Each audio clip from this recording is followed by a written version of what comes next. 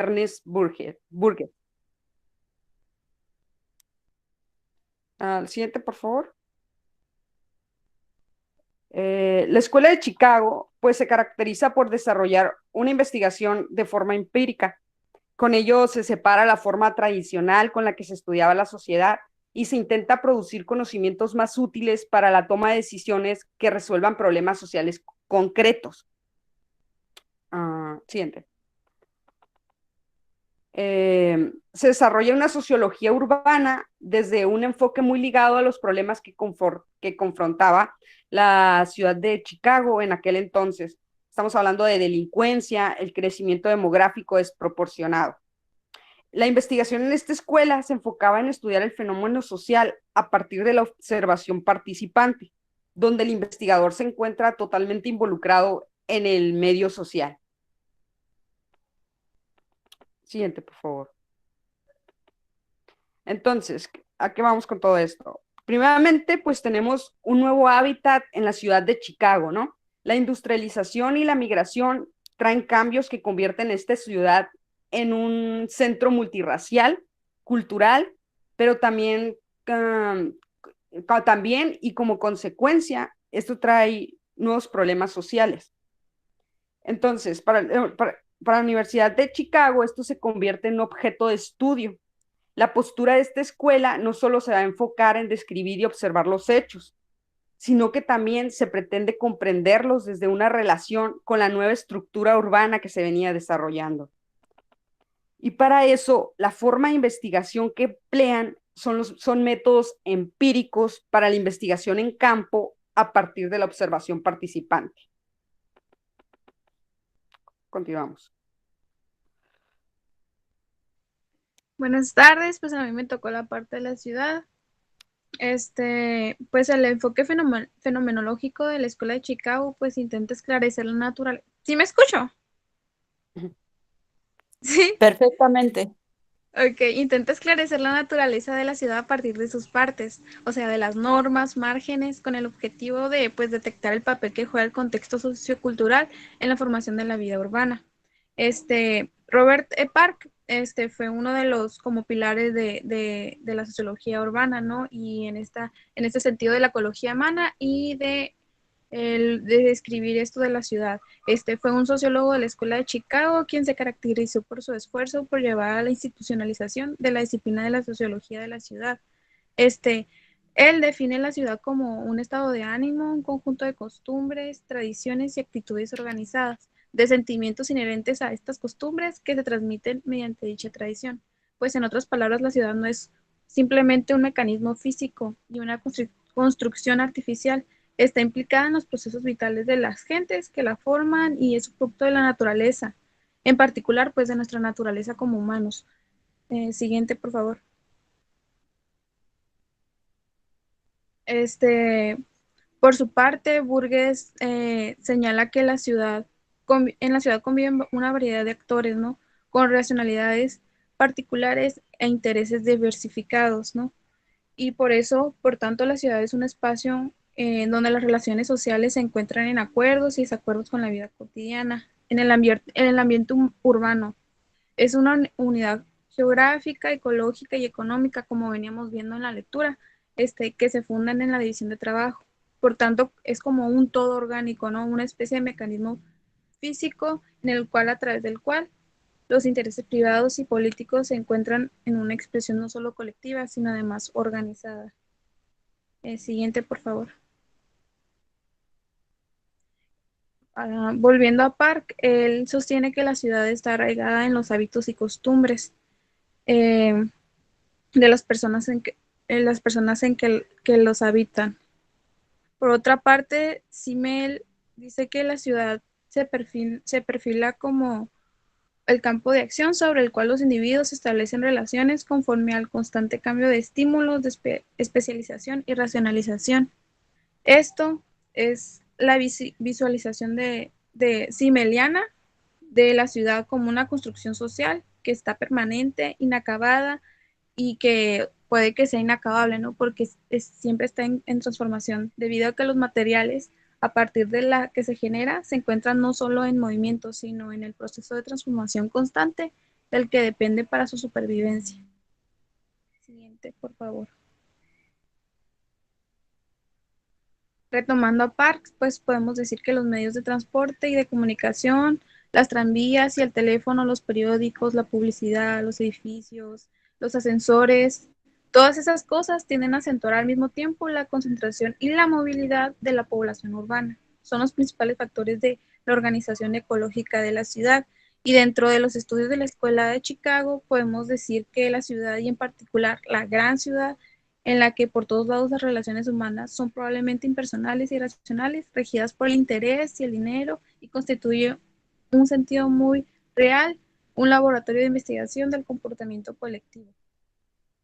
Siguiente, por favor. Este es Gutiérrez, Gutiérrez Ernesto es un de quien tomó un artículo y él crea como que su propia definición y nos dice que la ciudad es precisamente el ámbito privilegiado de posibles insensatas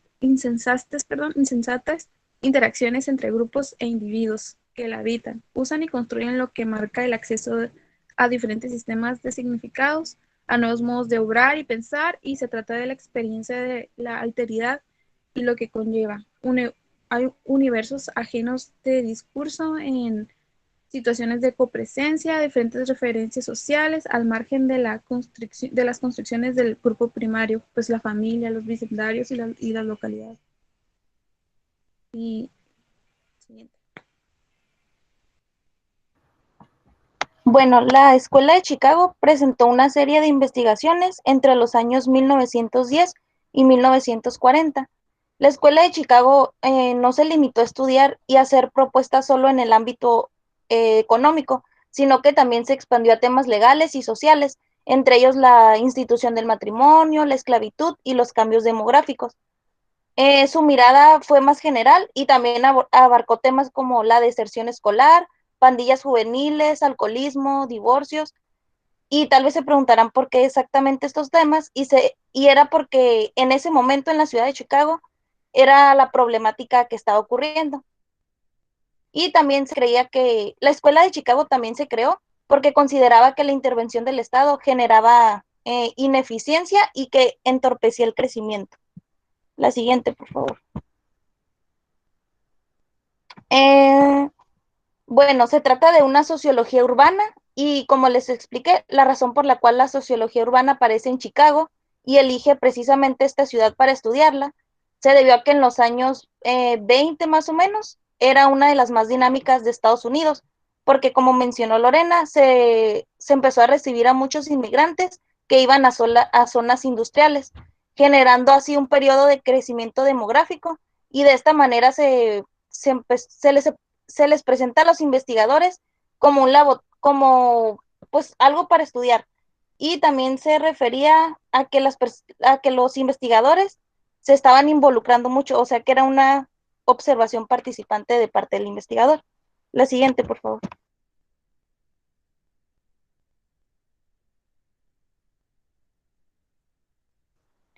Bueno, la Escuela de Chicago promueve la utilización de procedimientos, como les expliqué, pues con fines científicos.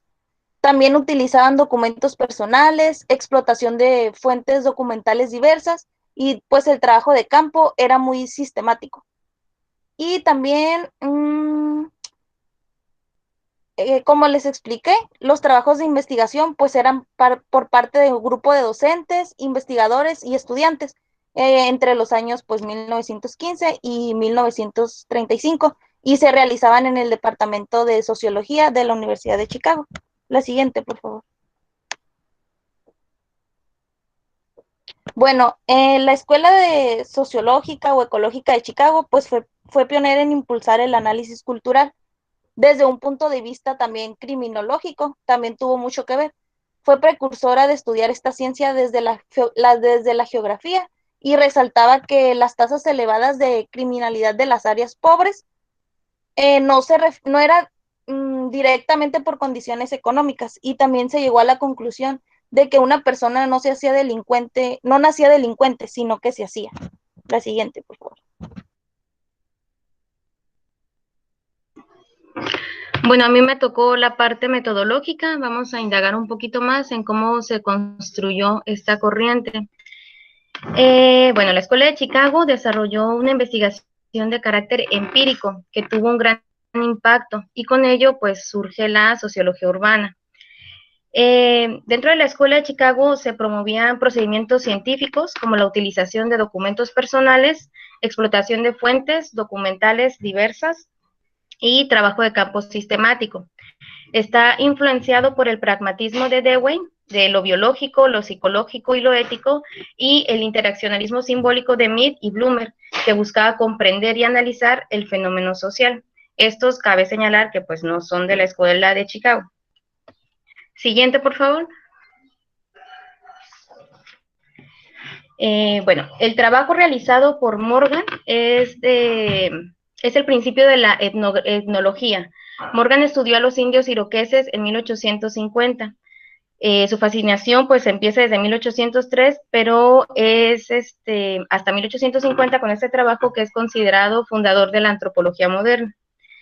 ¿Quién más? También está Boas, que en 1896 comienza a hacer un trabajo de campo con su estudio sobre los inuits, que malamente les llamamos esquimales.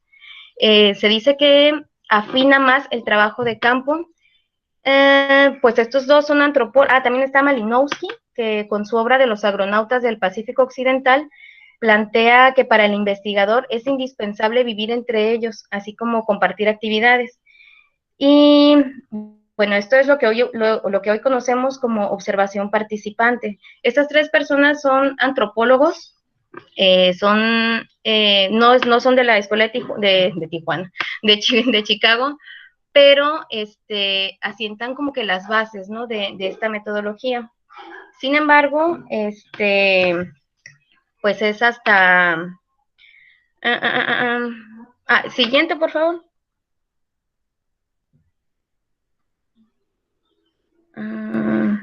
Sin embargo, ya entrando de lleno a la metodología, pues la Escuela de Chicago es conocida por formar más o construir más esta metodología cualitativa y empieza a hacer trabajo de campo aproximadamente de 1915 a 1935, con base en lo que ya otras personas ya habían hecho. Siguiente, por favor. Bueno, entonces queda claro que si bien ya existían esas bases de otras investigaciones con ese tono, por así decirlo, de este enfoque cualitativo, voy a citar a Park para entender un poquito hacia dónde quería llevar este tipo de investigación a la Escuela de Chicago. Dice, hasta aquí la antropología, la ciencia del hombre, se ha consagrado al estudio de los pueblos primitivos. Sin embargo, el hombre civilizado es un objeto de estudio también interesante, sin contar que es más fácil de observar y estudiar. Los métodos de observación utilizados por antropólogos como Boas y Lowy para estudiar la vida y las costumbres de los indios de América del Norte pueden ser aplicados de una manera aún más fructífera en los estudios de las costumbres, las creencias, las prácticas sociales y las concepciones generales de la vida que reina en los barrios de la pequeña Italia que en los barrios bajos del norte de Chicago. Lo que Park quería decir con esto era que si ya había un interés de estudiar a los indios o al pasado, como estas personas eran antropólogos, él lo que quería estudiar era el presente, ¿no?, lo que se estaba viviendo en la Escuela de Chicago, traer estas investigaciones, esa observación participante al aquí y ahora. Siguiente, por favor. Y bueno, para que esto sucediera, como ya mencionaron mis compañeras, pues hubo tres personajes quienes hacen trabajos muy importantes y trascendentes que hasta algunos hoy en día se utilizan. El primero es William Omas, Robert Ezra Park y Burgess, ¿no? Ellos fueron docentes, tutores e investigadores. También hubo pues algunos estudiantes destacados como Nella Anderson, Frederick Reicher y por ahí también una mujer que se llama Ruth Schollne, algo así, entre muchos otros. Siguiente, por favor. Bueno, ¿y qué hace tan interesante esta metodología? Bueno, para empezar, pues ya también lo comentaron mis compañeras, en 1860 comienza la invasión de inmigrantes a ciudades del oeste de Estados Unidos. Esto hace que la Escuela de Chicago no solo quisiera describir los hechos a través de lo que observaban, sino que ellos pretendían comprenderlo y explicarlo, ¿no? Aunque ya existían estas técnicas estadísticas, lo que fue novedad es que la Escuela de Chicago mezclaba el método empírico de campo empezaban a indagar eventos sociales y usaban documentos personales. Esto a partir de la industrialización y junto con la inmigración comienzan a crear un nuevo hábitat, lo que convierte a Chicago pues en un centro, como ya lo dijo Lorena, ¿no? Multicultural, multirracial, y pues esto, tanto estudiantes como investigadores buscaban hacer ese puente que permitiera el entendimiento, ¿no? De esta nueva estructura urbana que ya junto con todo eso comenzaba a surgir nuevos problemas sociales, entonces pues ya tenían más carnita, ¿no? Para investigar. Siguiente, por favor. Bueno, la Escuela de Chicago se apegaba a lineamientos teóricos como la psicología social, que pretendía comprender las claves de mediación entre el individuo y la sociedad, la organización social y la ecología humana, que articulaba estos fenómenos con una dimensión espacial, ¿no? Ya asentaban las bases de un hábitat. Este movimiento toma fuerza con Park, que entonces era docente por ahí de 1915 y se consagra, por así decirlo, con la publicación de su artículo, ¿no? Que más o menos se traduce como sugerencias de la ciudad para la investigación del comportamiento humano en el medio urbano.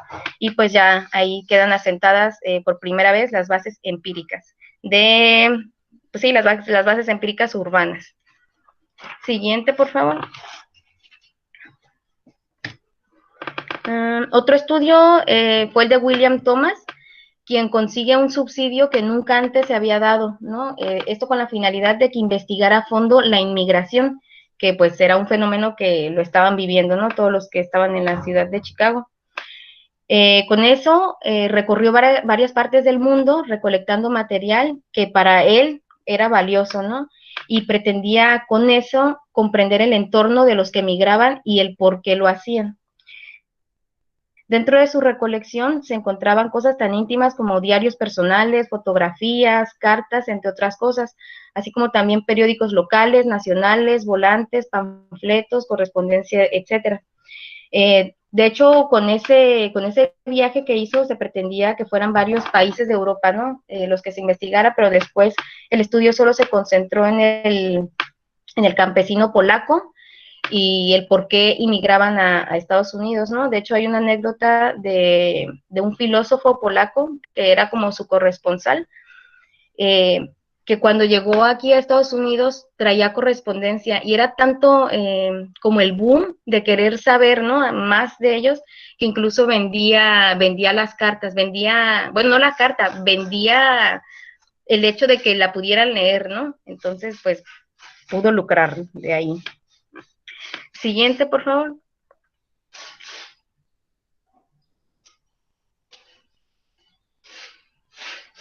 ¿Le puedes cambiar a la que sigue, por favor? Gracias. Bueno, pues creo que este es de los más importantes, el Burgess, junto con sus estudiantes, en 1924 elaboran lo que sería por primera vez el primer mapeo de la ciudad de Chicago. Ahí documentan no solo rasgos físicos de la urbe, sino también los límites políticos, los límites residenciales, áreas verdes, zonas comerciales, áreas vacías, las más transitadas, ¿no? Los emprendimientos comerciales, etcétera. Y pues dan apertura a una nueva pauta de estudio que ya con eso pues se vuelve la ecología urbana, ¿no? Siguiente, por favor. Y pues ya como nada más para recapitular, quedamos que la Escuela de Chicago no solo buscaba describir lo observado, sino que pretendía comprender y explicar. Encuentra fascinación por crear un puente con la nueva estructura urbana para estudiar los nuevos problemas sociales. Y pues más que pionera de la investigación empírica, la Escuela de Chicago fue heredera de una tradición anterior de métodos que pues supo utilizar y transformarlos académicamente. Siguiente, por favor.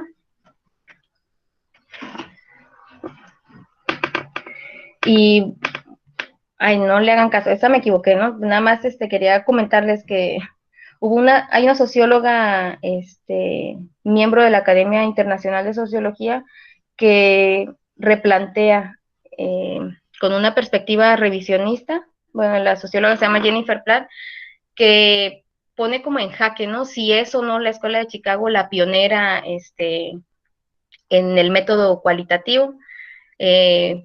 Pues hay unos que dicen que sí, porque finalmente trajo, ¿no?, el conocimiento de a lo mejor otros investigadores para sentar bien y combinarla con el método cuantitativo y hacer pues hacer una buena investigación cuantitativa y cualitativa.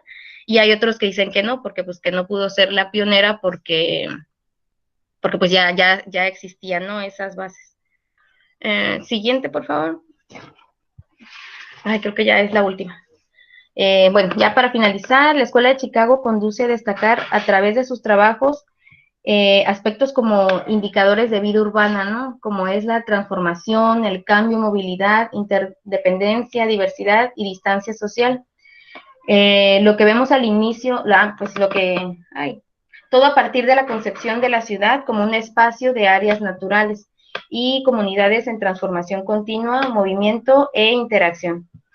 Y pues todos los aportes que integran la Escuela de Chicago, ¿no? Tanto el impulso de estrategias de observación que poco a poco se fueron concepcionando con los métodos centrales que hoy en día caracterizan y asienten las bases de una metodología cualitativa, y en la actualidad permiten, así como la utilización de los conocimientos propuestos por cada integrante de la escuela.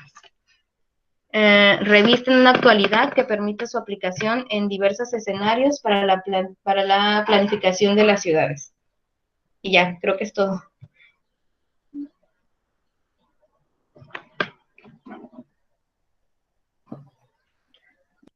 Muy bien, felicidades. Sí, está bastante completo.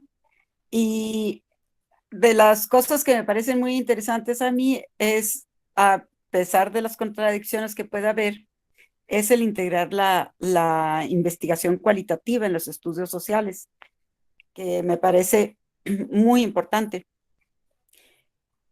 Principalmente porque sí puedes obtener resultados estadísticos, pero eso no te da detalle a profundidad, en mi opinión. ¿Preguntas?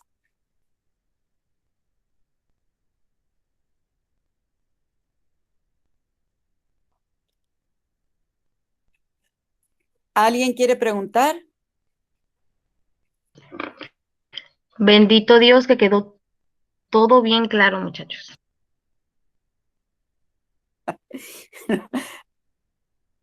Pregunten. Que sí, que bueno Se lo que desconecté quedó un momento. claro, pero pregunten.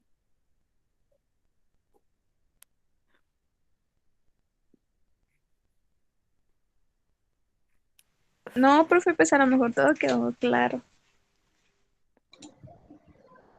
Es que es bastante información, pero bueno, más bien yo tengo comentarios, ¿verdad? Porque pues veo que la Escuela de Chicago es una línea de investigación, pues, y obviamente la urbanización tiene muchas aristas, ¿no? Las sociales, las estructurales, las económicas, las políticas, pero la Escuela de Chicago está como muy bien definida, ¿no? Y pues es obvio porque desde mi percepción, pues hay más recursos para el estudio, pero también pues son instituciones que se especializan o por ser, tal vez tener un mejor prestigio, pues muchos que les interesa crecer en las materias, en este caso la organización, pues se acercan ahí, ¿no? Pero eso es un comentario muy personal, de acuerdo a la información que nos compartieron. Muchas gracias, muy completo.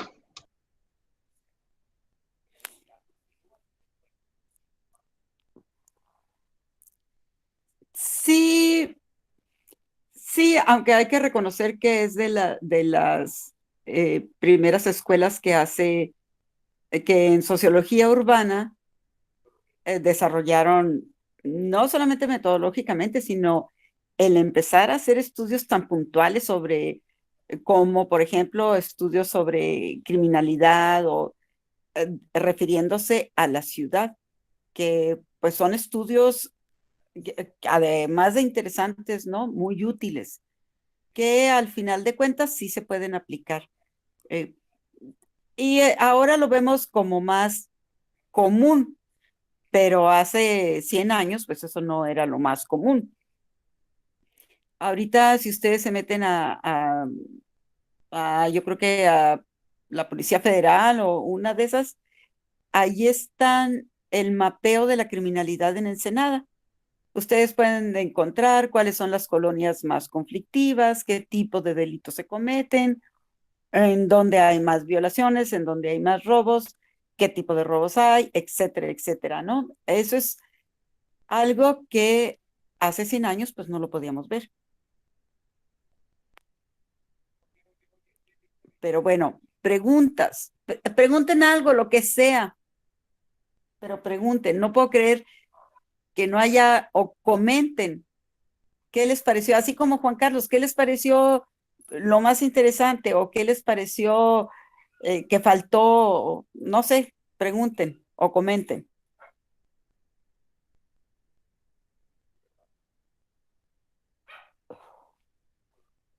Tienen 30 segundos para hacerlo.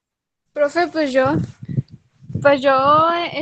de manera muy general, ¿no? Viendo la carrera, ¿no? Y todo lo que la conforma. Entonces, es como que me he dado cuenta que es como bien detallado, ¿no? Porque muchas cosas ignoramos y cada cosa tiene como que su razón, ¿no? Tiene su razón de ser, como por ejemplo, yo nunca me imaginé que iba a haber un estudio de las, o sea, tal vez suena ignorante, ¿verdad? Pero yo nunca me imaginé que había un estudio sobre las ciudades, de por qué el centro estaba ahí, porque, o sea, todo tiene una razón, ¿no?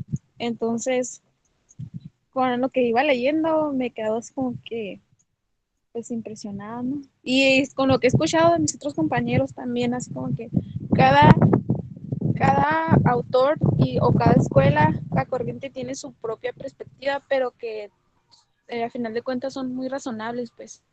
No sé si me entienda.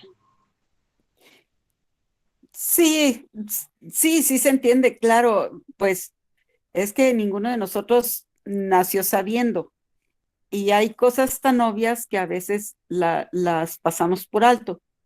Precisamente, esa, una de las características del sociólogo es que empieza a ver, cuando ves desde el punto de vista sociológico, empiezas a ver todas esos, esa realidad que no, que otras profesiones no las ven. Esa es nuestra habilidad y nuestra ventaja. Y claro, pues estamos en un proceso. Ahorita vamos a ir viendo nuevas cosas. Lo que yo sí rescato mucho de aquí es que desde el punto de vista sociológico, la ciudad influye en el comportamiento de las comunidades, que me parece muy importante. Esto, cuando veamos más adelante sobre planeación, es si no hay sociólogos que pertenezcan a un equipo de planeación urbana, es el desbarajuste que tenemos en este momento, por ejemplo, aquí en Ensenada. Porque no ha habido esa visión que acomode o que contribuya al estudio de la población y de los comportamientos para planear una ciudad. Bueno, ese fue un comentario. Si nadie más tiene comentarios, pues pasemos a la siguiente exposición. No sé si haya alguien más, profe, pero yo era el último, con la escuela latinoamericana. Oh, muy interesante. Bueno, pues adelante. Espérame, déjame checar. No, eran 4 nada más. Latinoamericana, era tú y Ricardo, ¿verdad? Sí, es correcto. Ujú. Sí, son 4 nada más. Ok, pues adelante. Ok.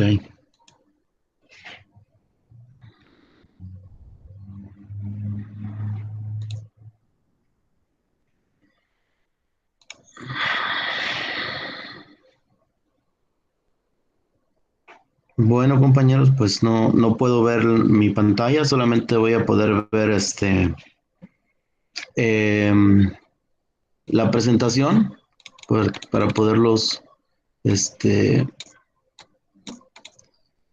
para poder presentarlo de forma completa. Deme un segundito aquí. Ok.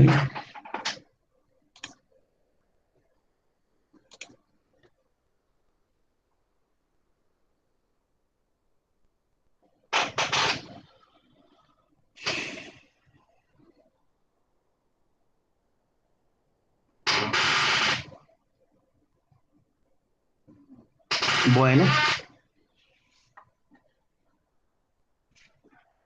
¿me pueden escuchar correctamente? Sí, te escuchamos, Juan Perfectamente. Carlos. Sí, Juan.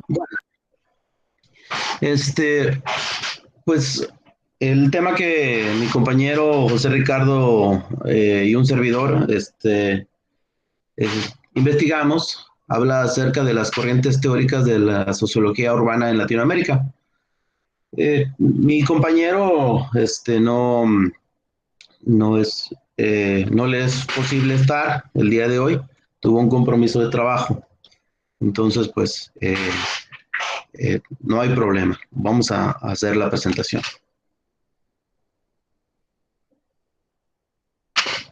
¿Sí se está cambiando?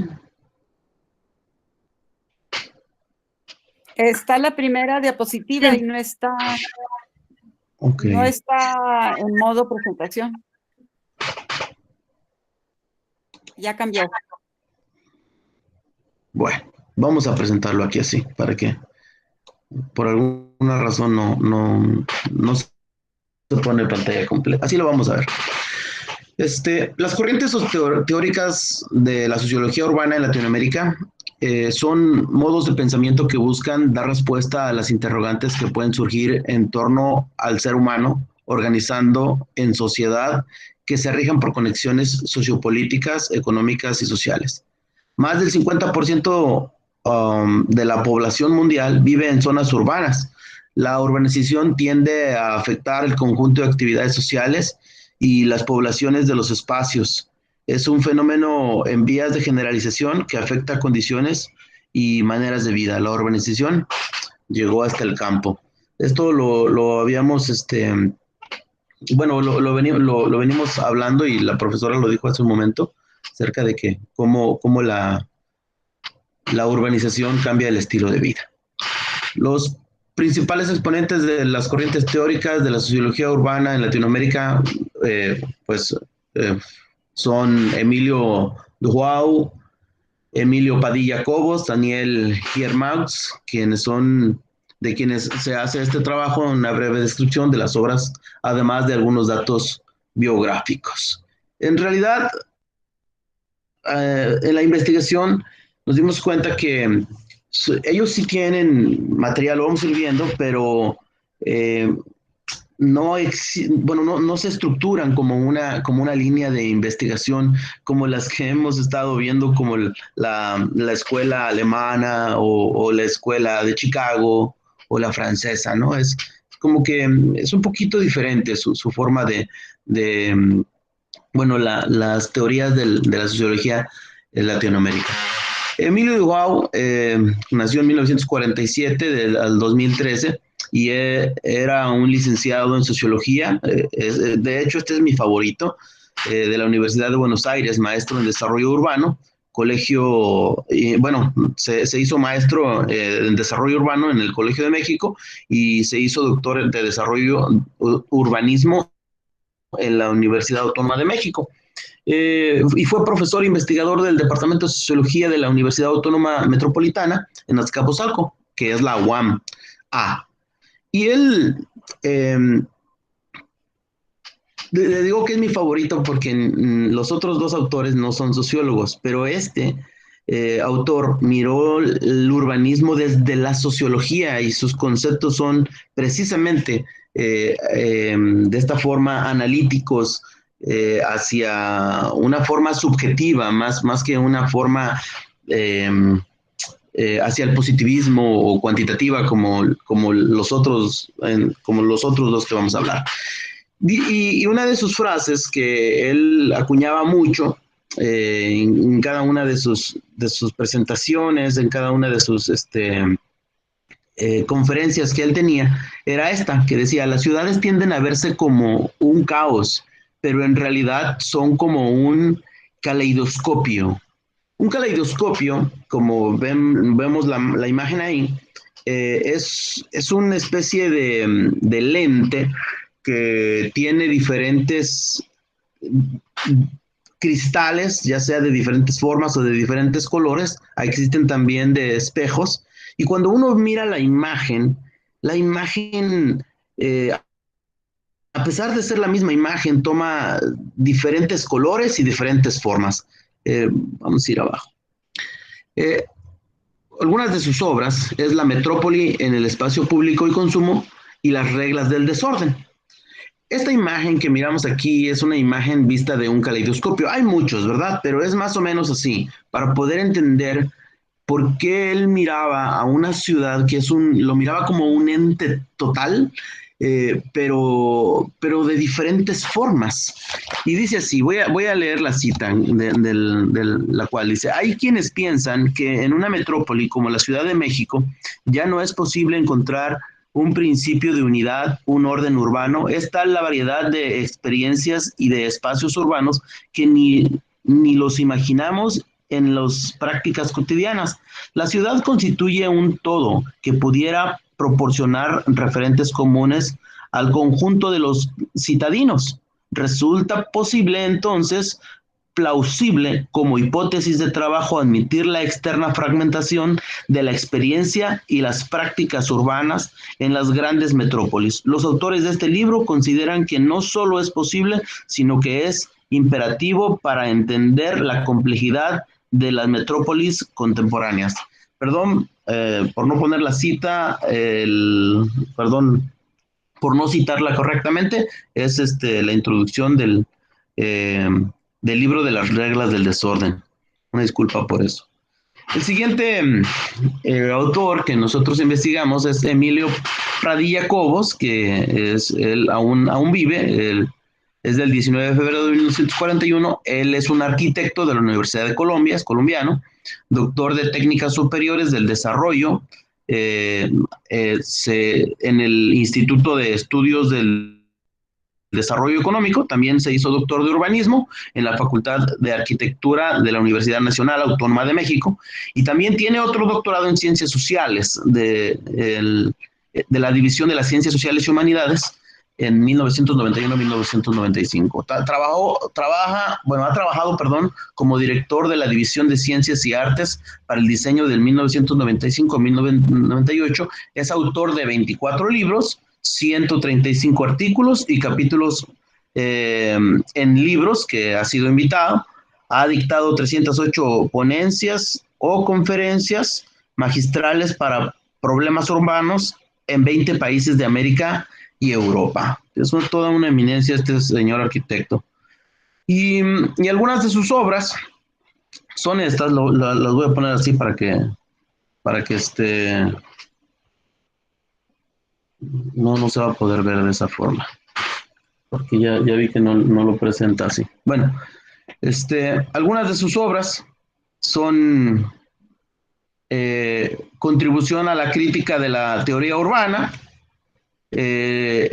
Capital, Estado y Vivienda en América Latina, Arquitectura, Urbanismo y Dependencia Nacional, Territorio en Crisis, La Ciudad Incluyente, Los territorios del neoliberalismo en América Latina, Ciudades compactas, dispersas, fragmentadas. Y de este libro de la zona metropolitana del Valle de México, tiene 3 diferentes tomos, porque habla acerca de las prácticas urbanas metropolitanas, también habla de los asentamientos humanos y de las tribus.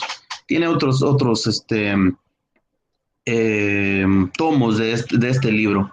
Pero quiero hacer un hincapié en la forma de trabajar de este investigador, que es un arquitecto. Él piensa de una forma muy estructural, lo podemos ver por su metodología, que él, cómo proyecta en sus obras, en sus libros. Tal vez la única que a mí me hace ruido es la que habla acerca de los territorios del neoliberalismo en América Latina. No, la verdad no profundicé mucho, es muchísima literatura, pero ese es uno de los títulos que a mí me hace pensar que no está pensando en la estructura física, sino en una estructura, en este caso política, que pues es más subjetiva, desde mi punto de vista. El otro, Giernaux Nicolás, de la Universidad Autónoma de Querétaro en México, ingeniero civil, arquitecto y maestro en ciencias y programación urbana, regional por École Polytechnique de la Universidad Católica de Lovania, la Nueva, y doctor en estudios de las ciencias de las sociedades latinoamericanas con orientación en geografía, urbanismo y ordenamiento del territorio por la Universidad de la Sorbona Nueva, París 3, de 1984 al 2012, y se desempeñó como profesor, investigador de la Universidad Autónoma Metropolitana en Iztapalapa de la Ciudad de México. Iztapalapa para todo el mundo, ahí soy yo, por cierto, para el que no lo sepa.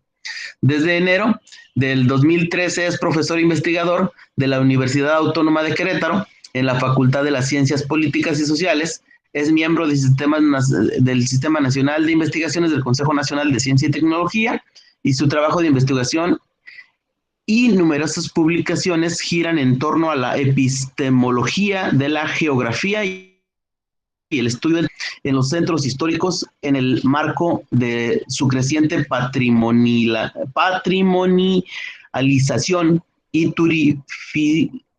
turistificación. El presente volumen es el resultado de un largo proceso de investigación sobre los países cubiertos y galerías comerciales, en el curso del cual ha publicado varios artículos sobre flaneur y pasajes de Bruselas, entre otros. Este investigador, sus obras, tiene muchos artículos, pero sus obras van mucho enfocados hacia la migración, tanto interna como externa. Él plantea que hay personas que son turistas en su propia tierra. No lo entendía muy bien, pero es verdad. Por ejemplo, uno puede ser que siempre vivió en Tijuana y va a Ensenada, que eso era básicamente una de las cosas que yo hacía. Yo vivía en Tijuana y venía a Ensenada, y era turista aquí, me gustaba mucho, ¿no? Ahora pues soy ciudadano residente de este lugar, pero pues después de esa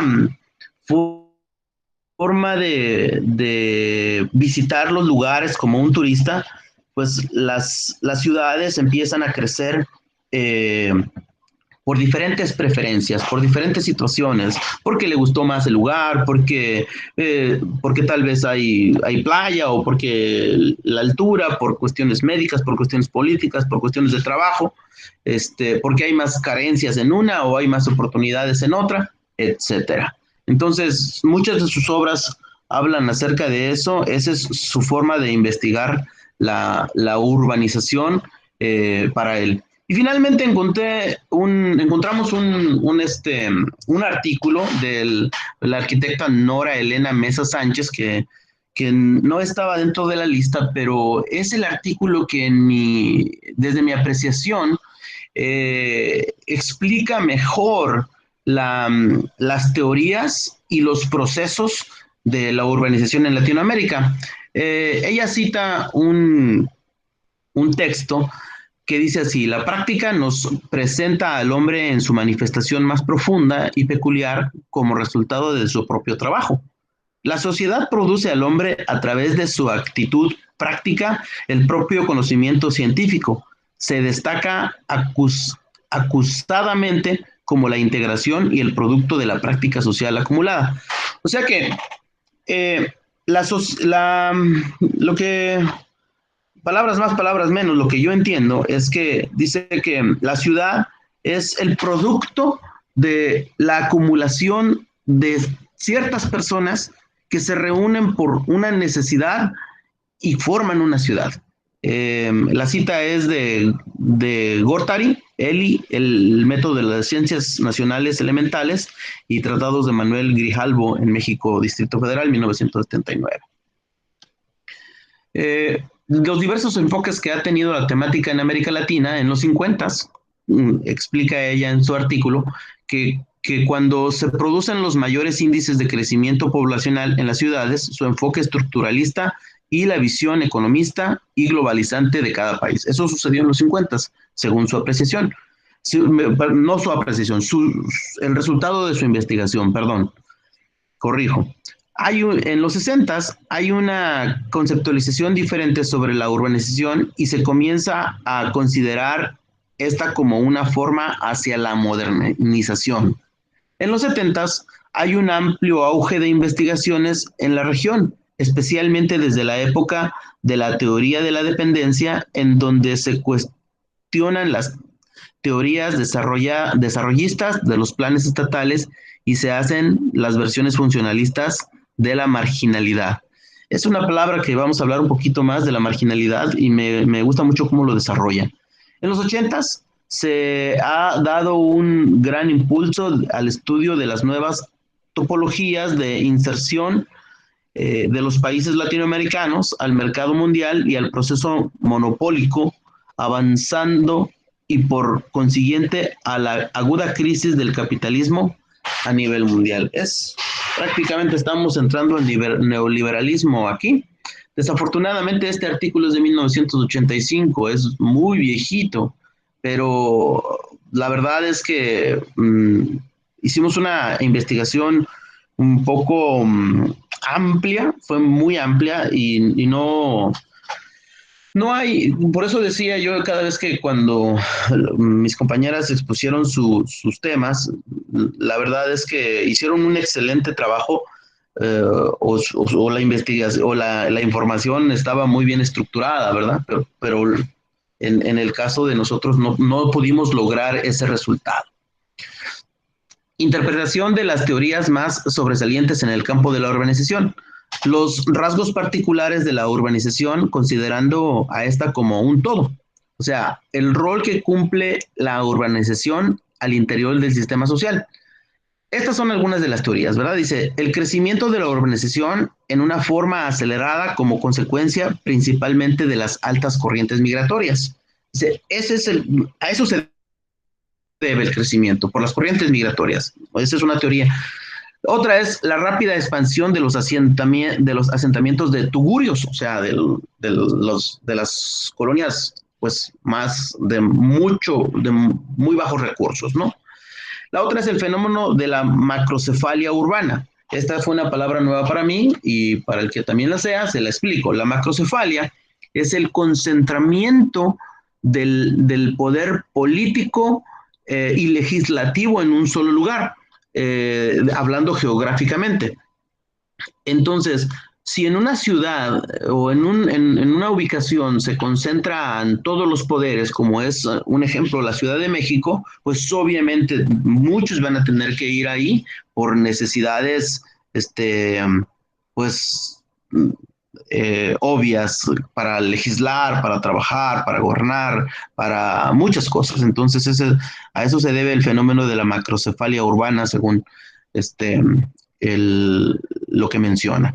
Dice el fenómeno de la desarticulación de la red urbana en las ciudades también, la enorme distancia social y económica entre el campo y la ciudad. O sea, ahora en muchas ciudades ya no existe tanto eso, porque las ciudades han crecido tanto que se están acabando el campo, ¿verdad?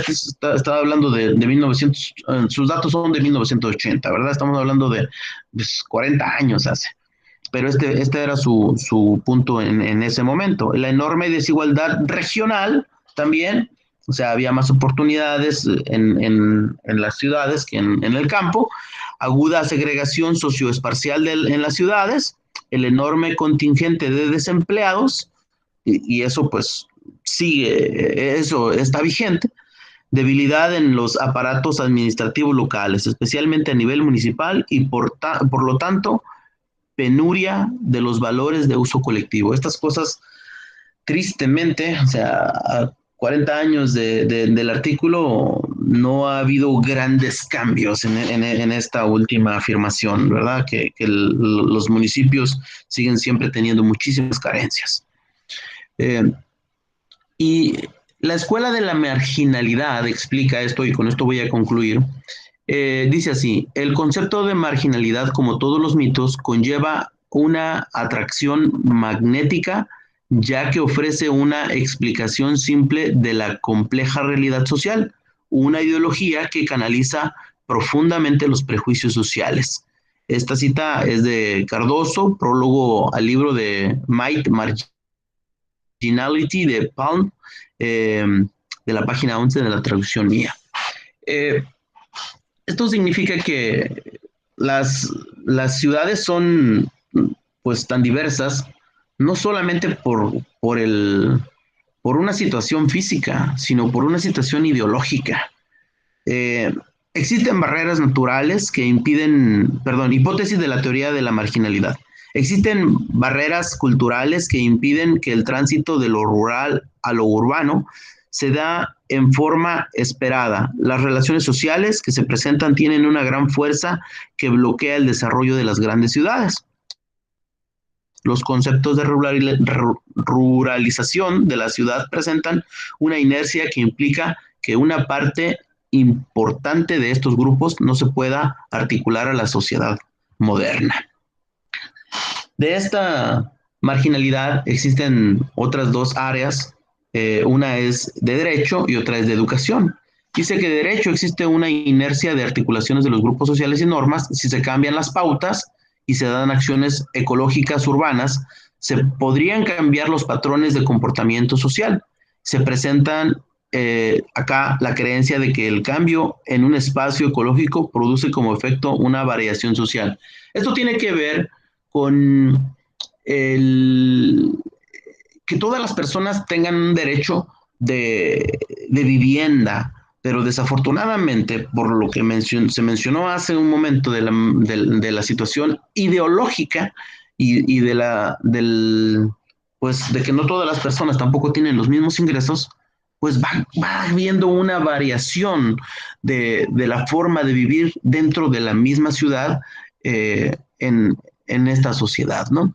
Y de la educación, plantea básicamente lo mismo, pero con una diferencia, que la inacción y la desadaptación social de las culturas tradicionales eran debidas básicamente a la falta de oportunidades que se les da al polo marginal. Es producida por la ausencia de opciones para el desarrollo de la cultura. O sea que una persona con menor educación, pues obviamente tiene menos oportunidades de desarrollar su cultura. Y me hizo reflexionar mucho porque pues nosotros en nuestra carrera hablamos mucho de la equidad, ¿no? De la equidad de género, de la equidad de culturas, de la equidad dependiendo de la persona. Y pensé en las personas, en los indígenas, que no tienen ese acceso a la educación y obviamente no pueden desarrollar su cultura porque pues van siendo marginados y en todos los aspectos pues pierden oportunidades porque no tienen ese acceso a la educación. Sí, y lo hemos podido ver que las personas que que son indígenas y tienen acceso a la educación, muchas veces son bastante prominentes, mucho más que las personas que han vivido en una ciudad y que a lo mejor tienen las mismas oportunidades o mejores oportunidades de educación, pero los sobrepasa algunas veces. Alguien que viene, que es indígena o que viene de una marginación X, o sea, digo, por decir cualquier otra marginación, cuando tiene acceso hacia la educación. Esta es la bibliografía. Mi conclusión sería que hay diferentes formas de ver la urbanización en América Latina y desde como un comentario ya entre paréntesis, y es personal mío, hay muchos autores que tienen diferentes conceptos. Y sí, se habla de la urbanización, pero no se habla tanto de la sociología de la urbanización como tal en Latinoamérica. Muchas gracias.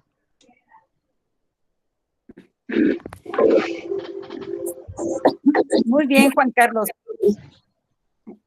Tocaste varios puntos importantes y lo que sí es que esos puntos los vamos a ir desmenuzando poco a poco. Esto último que dijiste, se habla de la urbanización, pero no de lo urbano.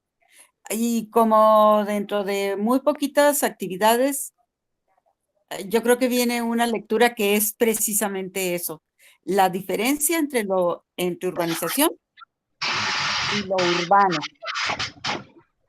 que son cosas completamente diferentes y nosotros estamos en esta clase, pues tratamos de ver lo urbano, ¿no? Que serían las relaciones, los componentes sociales, etcétera. Pero además tocaste otros puntos importantes. Nada más, entre paréntesis, y en mi opinión, todos recibimos educación, todos. No hay alguien que se escape de ella. No muchos reciben educación formal. Es decir, no mucha gente va a la escuela y aprende lo que le dan en la escuela. Y hay gente que entra a primaria. En México y en todo el mundo, muchos de ellos no llegan a secundaria, menos llegan a preparatoria y solo unos pocos llegan hasta la universidad, concluyen una carrera. Cada vez se facilita más, pero las cosas cambian, como bien lo fuiste presentando, cómo fueron cambiando las ideas en los 60, 70, 80, pues ahora también han cambiado. Y la escuela antes daba movilidad social, hoy no la da tanto. Y eso es un fenómeno que no es de sociología urbana. Así que no lo vamos a discutir, pero por ejemplo, a lo mejor el Luis Miguel no sabe nada de geografía, pero gana mucha lana, ¿no? O el de Facebook, a lo mejor es un patán que no recibió esa parte de educación, pero es millonario. No, pues sí. Entonces, sí, hay muchos aristas, ¿no? Respecto a la educación. Pero es muy cierto lo que dijiste. Hay zonas marginales. Hay zonas que no tienen las mismas oportunidades. Hay zonas urbanas que no tienen escuela, por ejemplo. O hay zonas urbanas que no tienen un hospital. Entonces, sí hay marginalidad, sí la hay. Bueno, mi pregunta, que no tiene nada que ver con esto. Ahí donde el trabalenguas te hizo dudar, ¿podrías explicar? ¿Sí te acuerdas de esa parte? Déjame ver. A ver, era con Cobos, creo. Ah, no, con el último, sí era Cobos, ¿no? Con el último autor en tu presentación, el que no te gustó porque era arquitecto. Sí, claro. Estoy buscándolo aquí.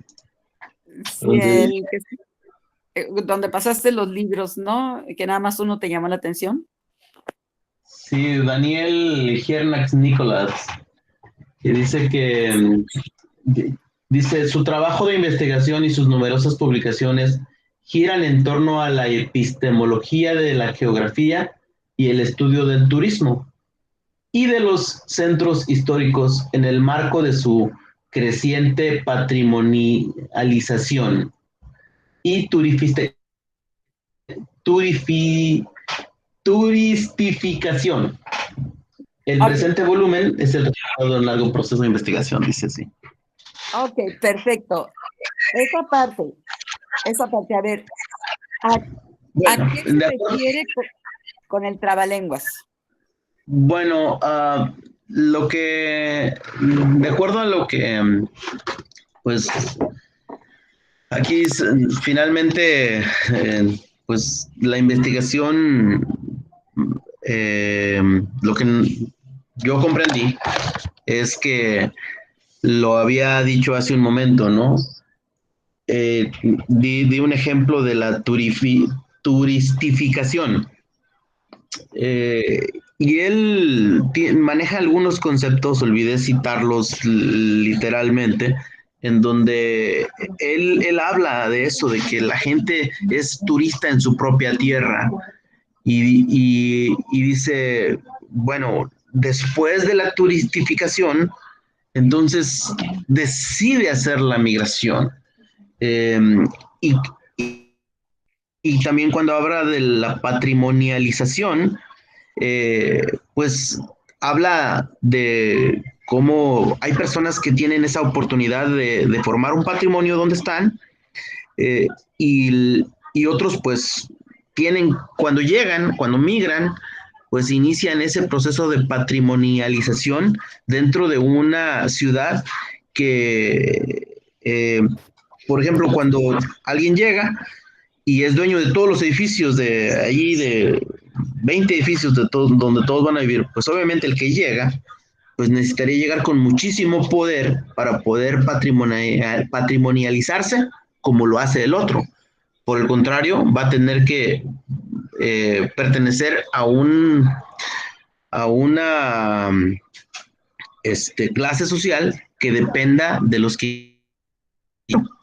Entonces, habla de ese tipo de formas de urbanizarse de una forma más persona, eh, en ese artículo y en esa trabalenguas. No sé si me expliqué. Sí, sí te explicaste. Es que a ver, yo lo pensé de otra manera. Por eso era mi pregunta. Porque yo lo pensé como ahora eh, hacemos patrimonio histórico todo y lo vendemos al turismo. Por ejemplo, todos los centros históricos se arreglan y se promueven para atraer el turismo. O, o de alguna otra manera se hacen patrimonio, pues. Pero patrimonio en el sentido no de adquisición, sino de valor, de un valor de atracción. Yo creo que también les puse eso, lo vamos a ver más adelante. Dime si estoy equivocada, ¿eh? Porque yo no leí tanto como tú. El, hay creo que les puse dos videitos, y si no, luego se los pongo, de Tepoztlán. Tepoztlán es un pueblo mágico a un ladito de Cuernavaca, que es muy atractivo y hay una bola de extranjeros viviendo ahí y hay como, hay una pirámide y, uy, ¿qué es ese ruido? Y, y bueno, es muy atractivo. Sin embargo, la población no está viviendo de la misma manera. Otro ejemplo sería Cancún, que es súper conocido. Ahorita está un poquito mejor, pero durante un tiempo la población de Cancún era la que tenía el más alto índice de suicidios en México, porque el pueblo prácticamente dejó sus usos y costumbres y se dedicaba a ser mozos, los mozos y los criados de los grandes hoteles, que era inversión que venía de otro lado, no era propio de ellos, y ellos cayeron en la marginalidad. Entre paréntesis, aparte de educación, todos tenemos cultura, porque cultura es una forma de vida. Esa fue un paréntesis. Bueno, yo lo había entendido de esa otra manera, pero si estoy equivocada, pues estoy equivocada y ya, punto. Seguramente lo trata de esa forma también. Prometo esclarecerlo un poco más si lo trata o no de esa forma, porque pues sus estudios son bastante extensos, pero específicamente ese punto también, pues sí hay que ampliarlo también para estar todos informados, pero tiene mucho sentido la forma en la que usted lo dice también. Bueno, pues me gustó tu exposición, Juan Carlos, qué bueno. Este, no, yo creo que hiciste buen trabajo y que ampliaste bastante eh, desde el principio al plantear, no es una escuela como Chicago, como la escuela alemana, pero son las tendencias que tenemos en América Latina, que a nosotros nos importan, ¿no? Nos importa porque vivimos en América Latina. Y nuestras ciudades no necesariamente tienen que ser como las europeas, pues porque tenemos diferente clima, porque tenemos diferentes comportamientos, porque tenemos pues cosas diferentes, ¿no? Me gustó mucho. Preguntas, alumnos, los demás alumnos, discutan, comenten, pregunten, por favor.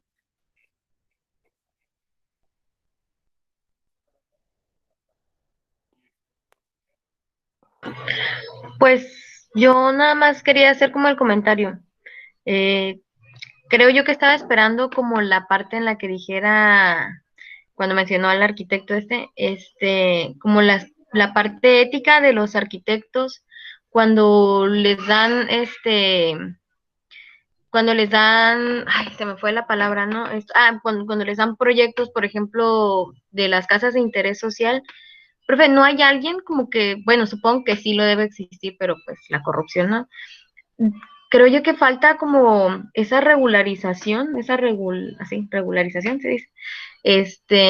Por ejemplo, se me vino a la mente las casas del roble, ¿no? O sea, ¿quién da la bandera verde para que se construyan casas de metro por metro, ¿no?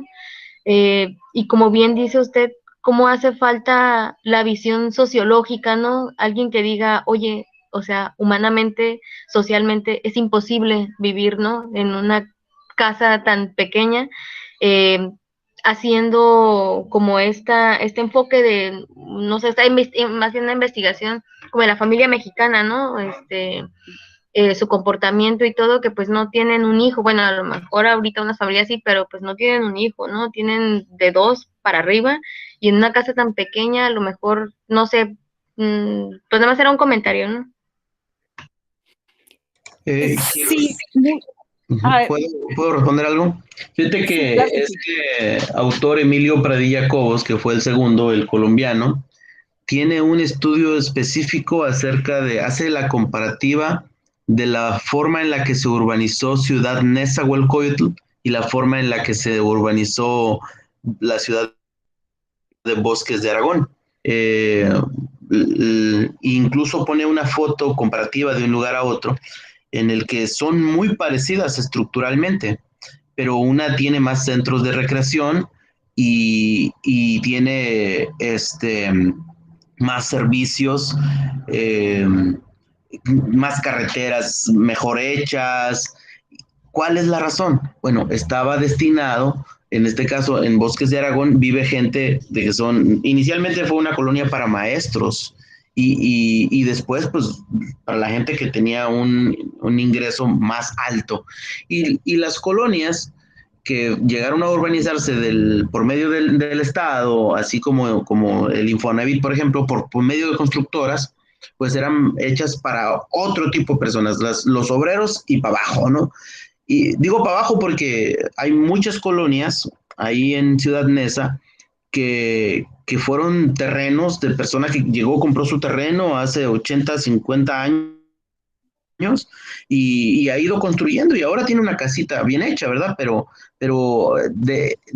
este arquitecto explica cómo de una forma elitista se hace esa urbanización y trato de separar lo que dice la profe de lo urbano y la urbanización. O sea, de cómo dentro de lo urbano hay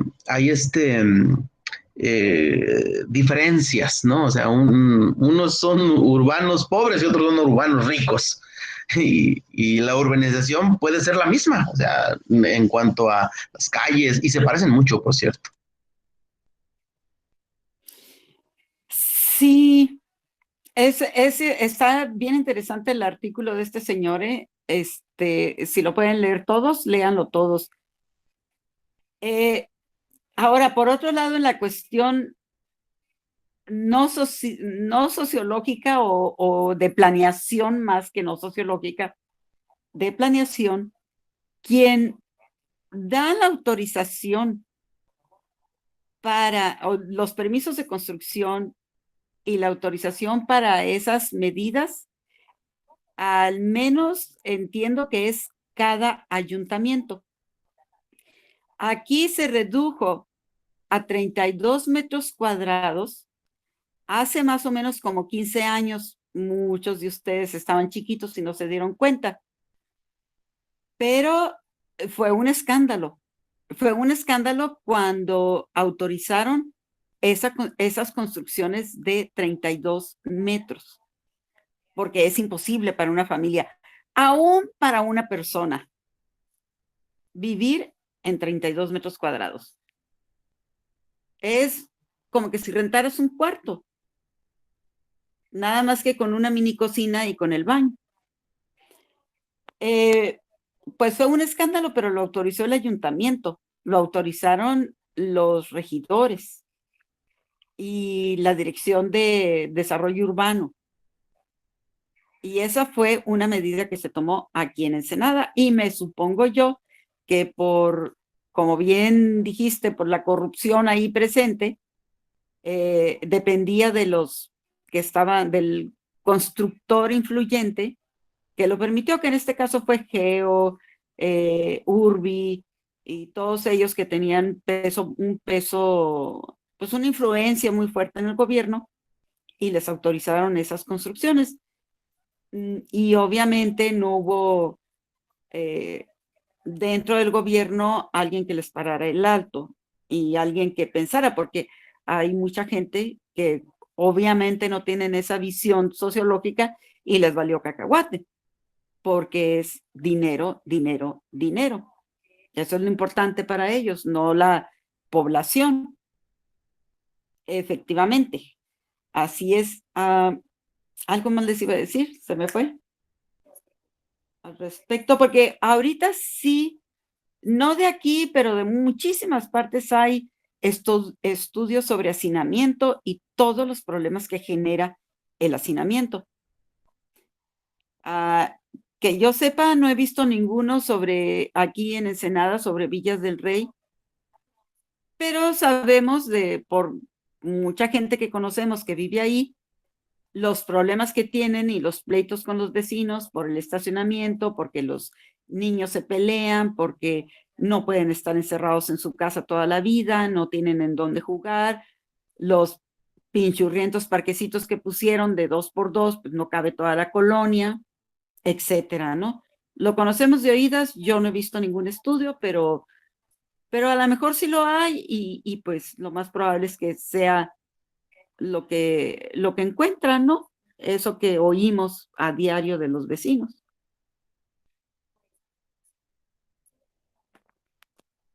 ¿Algún otro comentario? Ay, profe, pues sí está canijo, ¿no? Porque para todos los que solo aspiramos a casa del Infonavit, pues como que se nos quitan las ganas, ¿no? De adquirir una vivienda de 5x5. Y no sé, también poniéndolo como en contraste con estas, se me fue el nombre, ¿no? De cómo se llaman estas casitas donde vive la población japonesa o china, ¿no? Que también son súper pequeñas, pero porque ahí pues realmente ya no hay para dónde, ¿no? Pero pues no creo que aquí en Ensenada no haya terrenos como para construir casas un poquito más amplias, ¿no? Y con mejor calidad de vida. Pues Esto, y lo veremos más adelante, ¿no? La tendencia por cuestiones del cambio climático es a reducir el tamaño de las ciudades. Claro que depende de dónde estén y depende mucho de la innovación para planificar, ¿no? Para planear la ciudad. Pero si en algunos lugares no se permiten construcciones mayores a 4 pisos porque son zonas sísmicas y pues si se les cae el edificio está canijo, ¿no? Pero en otros lugares lo que que se permiten más altos, también se construyen más parques. Ahora la tendencia es a que haya mucho más espacio para el ocio, la recreación, la convivencia social, etcétera, etcétera. Apropiarse de la ciudad. Tenemos derecho a la ciudad. Es más, este señor del que platicaba Juan Carlos, fue el que escribió los libros, tiene uno, ¿no? El derecho a la ciudad. Es un derecho que todos tenemos porque ocupamos el espacio. Y si la casa es para comer y dormir, siempre y cuando tengamos el espacio afuera que nos permita las otras actividades. Emilio Padilla Cobos. Ándale, se me ve el nombre. Y eso, bueno, pues eso lo vamos a ver más adelante, pero siempre hay posibilidades de ver la sustentabilidad por un lado y ver la parte social que está dentro de la sustentabilidad, darle el peso que se merece, que es mucho. Bueno, ¿otro comentario?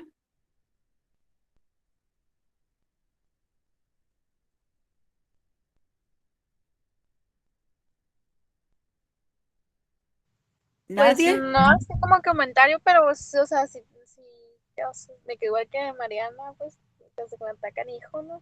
Porque si vemos sí es cierto, si vemos las casas del roble, o sea, no hay aro, a mí se me hace, antes que pasaba por el camión por ahí, miraba y se me hacía triste, o sea, y pasaba por el camión y las calles se me hacían tristes, las casas se me hacían tristes, no había nada verde, nada, o sea, nada que dijera vida, o sea, nada más pavimento y casas, todo se miraba como de color sepia, así, o sea, ¿cómo no sabe sentir la gente que vive ahí, pues, ver todo ese panorama todos los días? O sea, ya de perdida a lo mejor dicen, no, pues ya de perdida tengo mi casita, ¿no? Pero todo se escucha hablado y, ay, no.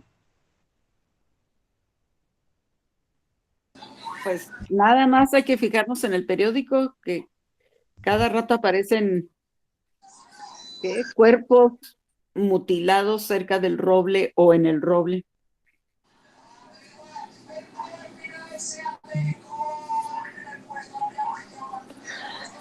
Yo tengo un comentario, ¿me escucho? Sí, Fanny. Bueno, pues es en base de todo lo que ya platicaron, que está bien denigrante la situación y más para nosotros que pues somos jóvenes y apenas estamos como que forjando nuestro futuro y bueno, por lo menos a mí como que sí me quita el sueño pensar en que pues no, qué tanto le puedo ofrecer uno a sus hijos si ahorita cómo está la situación. Antes los abuelos compraban terrenos y ahorita vengo, voy por un terreno y bien fácil se lo compraban, no tenían tierras, todo eso, y ahora no nos podemos, si acaso, cuando mucho podemos sacar algo de la Coppel, pero ya una casa que sea digna para tener por lo menos uno o, bueno, las personas que quieran tener hijos, ¿no? Está bien feo porque pues todo el rato te los topas, sales del baño, te topas al chamaco y casi chocas con él. Y luego los problemas con los vecinos, la problema de inseguridad, de que cada rato esas casas pues se meten a vandalizar, porque en realidad sí construyen muchas casas, pero las dejan abandonadas. Uh-huh.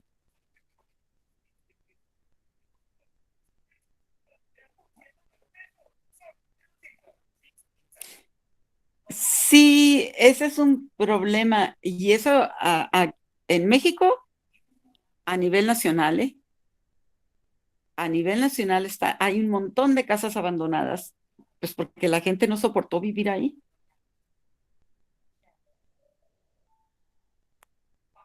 Pero además porque les cobraban mucho, ¿eh? O sea, y finalmente no valía lo que costaba.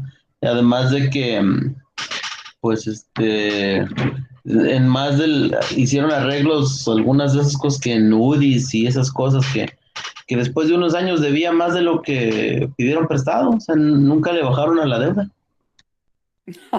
Sí, ya sé. Sí. Sí, profe, porque así le pasó a mi papá en nuestra casa. O sea, teníamos una casa en Villas del Rey. Mi papá, o sea, ya había pagado el primer monto de lo que era la casa. Ay, perdón, es que Ey, ¿qué ay, pasó? es Ah, que ando en el centro, entonces como que todo, pues, la gente ya ve que anda con su música. Eh, ah, y mi papá, pues al final de cuentas, ya no pudo seguir pagando la casa porque querían que volviera a pagar la casa. Pues, o sea, mi papá ya había pagado como 500,000 pesos de la casita, esa casita chiquita de 8 por 5, no sé ni de cuánto era. Y todo le siguen subiendo los intereses, mi papá ya no pudo pagarla. Y pues la casa se quedó ahí. sí, sí, eso pasó muchísimo, muchísimo. Y pues eso es corrupción, ¿eh? Esa fue una transota enorme en toda la República. ¿Y a cuánta gente pasaron a perjudicar? Así como a tu papá, a cientos y cientos. Que fue un asalto, fue un asalto. Pero bueno, pues ya acabamos con las escuelas. No me he fijado bien en las actividades, pero tengo entendido que a menos que quieran ah, algo, el próximo sábado no nos vemos. Se tienen que cumplir con las actividades. Lo que sí les voy a pedir es que sean puntuales con las actividades porque sí se están cerrando en el tiempo límite. De hecho, a Ricardo le empezó a contestar el cuestionario, lo guardó y cuando quiso acabarlo ya no le permitió. Entonces sí hay que ponernos a entregarlo a tiempo las actividades. Y último comentario, ¿alguno de ustedes entró al Congreso de AIS del otro día que les mandé por WhatsApp? El que tenía que estar en la mesa 2, Ajá, sí. no, era para hoy, ¿no? Bueno, perdón, o si era para ayer, pues ya se me pasó. Bueno, sí, ya ahorita es un congreso, está terminando, ya nada más falta la conferencia magistral, pero está bien el congreso y hay estudiantes de licenciatura, de maestría y doctores exponiendo. Ahí está en la página de la Asociación Internacional de Sociología, AIS. Ahí en el WhatsApp que les mandé, le pican a la liga y se abre la página. Y ahí pueden buscar todas las mesas.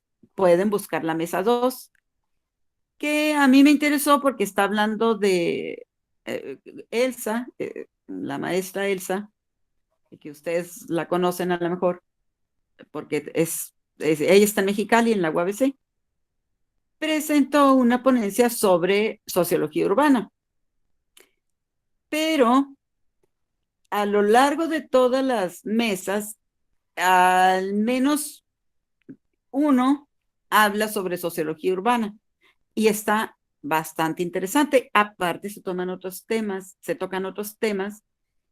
y se habla bastante sobre el trabajo del sociólogo. Ojalá puedan verlas. Cada mesa dura 1 hora y media la más larga y 1 hora la más corta. Pero cuando no tengan nada que hacer, métanse y véanlo, porque la verdad creo que les serviría mucho que esos comentarios es de todas partes. A quien les interesa la empresa, hay la iniciativa privada, hay también en cada mesa hay por lo menos a lo mejor uno que habla sobre la iniciativa privada con un punto de vista muy interesante. Cuando tengan tiempo libre, vean cosas como esa. Yo creo que les va a ser bueno, que va a ser bueno. Bueno, pues ya, es todo. Nos estamos viendo, espero sus tareas y cualquier cosa, pues me mandan un WhatsApp y si quieren reunión el próximo sábado, nos reunimos. ¿Ok? Gracias, profe. Gracias, profe. Ah, Bye. Gracias. Gracias. bye bye.